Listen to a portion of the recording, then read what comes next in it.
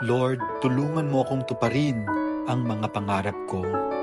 Panginoon, alam kong hindi niyo ako iniiwan. Alam kong ginagabayan ninyo ako.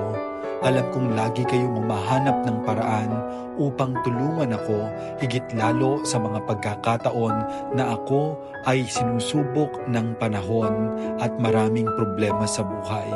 At alam ko rin, Panginoon, na tinutulungan mo ako upang matupad ang pangarap ko sa buhay, ang pangarap ko sa aking sarili at higit sa lahat, ang pangarap ko sa aking pamilya.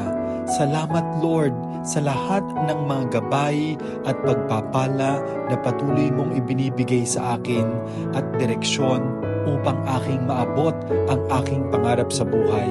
Alam ko na hindi mo ako pinababayaan. Alam ko na lagi mo akong ginagabayan.